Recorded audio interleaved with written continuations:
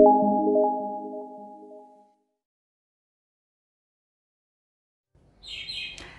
anak-anak Indonesia dimanapun kalian berada. Salam jumpa kembali dengan saya Miss Shanti yang selalu menemani kalian belajar bahasa Indonesia. Apa kabar kalian semua? Semoga kalian tetap bersemangat dalam meraih cita-cita. Walaupun sekarang pandemi belum berakhir dan kalian hanya belajar di rumah saja. Supaya kalian semakin percaya diri sewaktu membuat suatu karangan atau menulis kalimat, kali ini Miss Shanti akan menjelaskan tentang huruf kapital dan kapan huruf kapital ini digunakan. Kadang-kadang mungkin kalian masih bingung kapan seharusnya menggunakan huruf kapital ketika menulis. Sebelum kita mulai, kalian harus tahu dulu apa itu huruf kapital. Jadi huruf kapital punya sebutan lain yaitu huruf besar. Maksudnya huruf besar di sini bukan huruf kecil yang ukurannya dibesarkan, tapi bentuknya pun berbeda dengan huruf kecil biasa. Misalnya huruf A seperti ini adalah huruf kecil dan huruf A yang ini adalah huruf kapital atau huruf besar. Nah, kalian mau tahu kapan saja huruf kapital ini digunakan?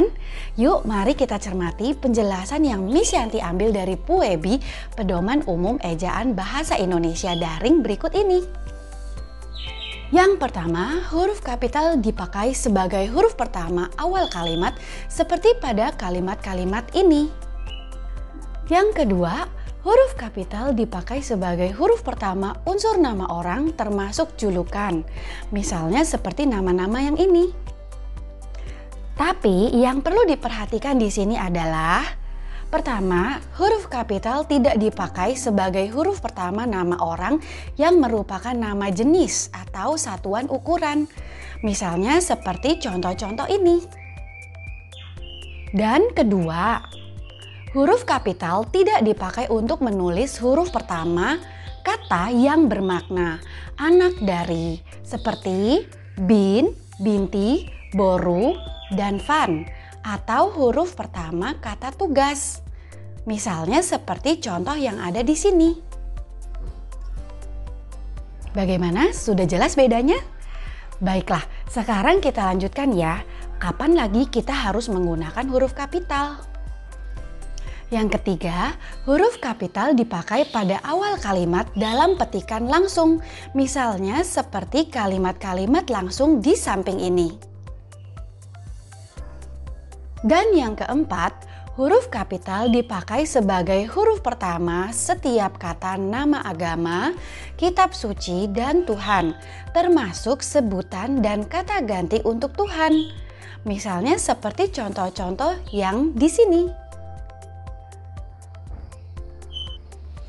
Dan yang kelima, huruf kapital dipakai sebagai huruf pertama unsur nama gelar kehormatan, keturunan, keagamaan, atau akademik yang diikuti nama orang, termasuk gelar akademik yang mengikuti nama orang. Misalnya seperti contoh-contoh ini. Nah, mungkin kalian masih bertanya-tanya kalau masih tentang gelar yang tidak ada namanya, tapi hanya sapaan. Jadi, kalian perlu memperhatikan yang satu ini.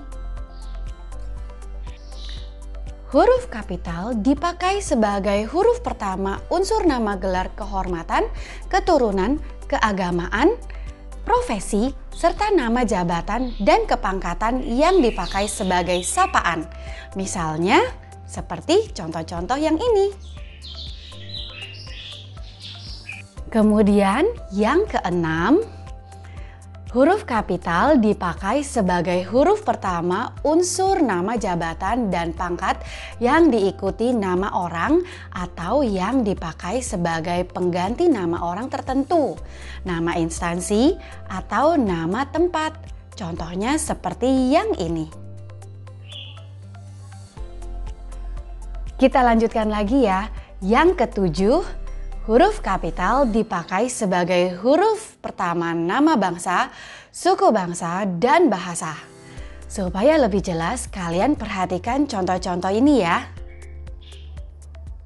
Tapi ada tapinya nih.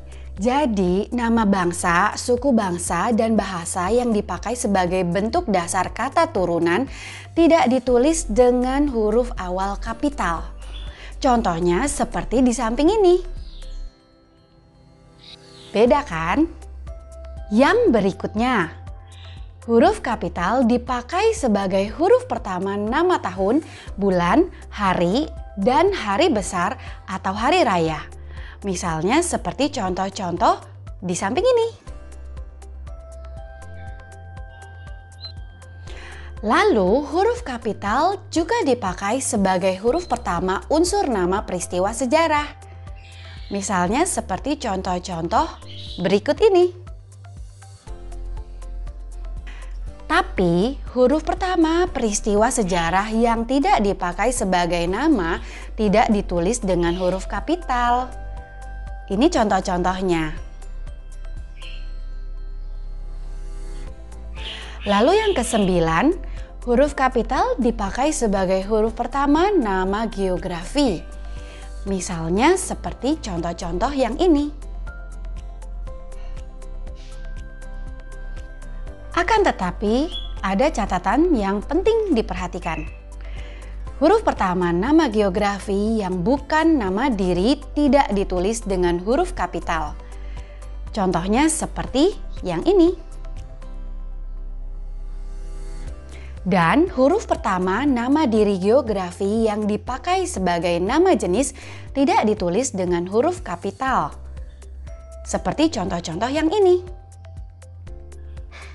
Nah, contoh-contoh berikut bukan nama jenis. Maka huruf kapital tetap digunakan sebagai huruf pertama nama diri geografi. Yang ke-10, huruf kapital dipakai sebagai huruf pertama semua kata termasuk semua unsur bentuk ulang sempurna dalam nama negara, lembaga, badan, organisasi, atau dokumen, kecuali kata tugas seperti di, ke, dari, dan, yang, dan untuk. Misalnya seperti contoh-contoh ini. Dan yang berikut ini penting sekali untuk kalian yang diberi tugas membuat karangan dan harus juga menulis judulnya. Huruf mana saja di judul kalian itu yang harus ditulis pakai huruf kapital. Jadi, huruf kapital dipakai sebagai huruf pertama setiap kata, termasuk unsur kata ulang sempurna di dalam judul buku, karangan, artikel, dan makalah, serta nama majalah dan surat kabar, kecuali kata tugas seperti di, ke, dari, dan, yang, dan untuk yang tidak terletak pada posisi awal. Supaya lebih paham, perhatikan contoh-contoh berikut ini ya. Yang ke-12 ini sering kita lihat juga di mana-mana. Huruf kapital dipakai sebagai huruf pertama unsur singkatan nama gelar, pangkat, atau sapaan. Misalnya seperti contoh-contoh berikut ini.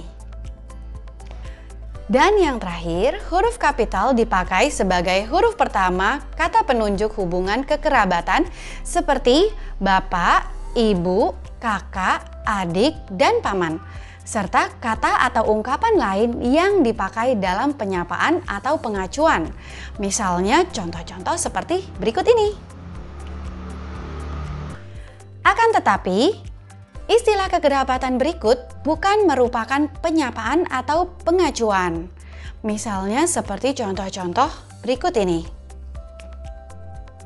Yang penting lagi untuk diperhatikan adalah kata ganti Anda ditulis dengan huruf awal kapital.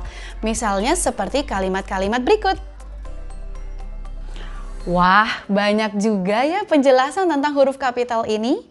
Tapi kalian jangan panik, kalau memang perlu mendengarkan penjelasan Miss Shanti lagi, boleh-boleh saja. Dan menurut Miss Shanti, setiap kali kalian menulis kalimat, kalian harus memperhatikan huruf-huruf apa saja yang harus ditulis dengan huruf kapital. Jangan lupa ya. Demikianlah pembelajaran kita tentang huruf kapital hari ini. Semoga kalian selalu ingat kapan harus menggunakan huruf kapital pada saat kalian membuat suatu karangan, supaya karangan kalian itu menjadi sempurna. Terima kasih sudah menonton video ini hingga selesai. Dan kalau menurut kalian video ini bermanfaat, kalian boleh membagikannya ke teman-teman kalian yang lain ya. Sampai jumpa kembali di video Miss Yanti berikutnya. Dah.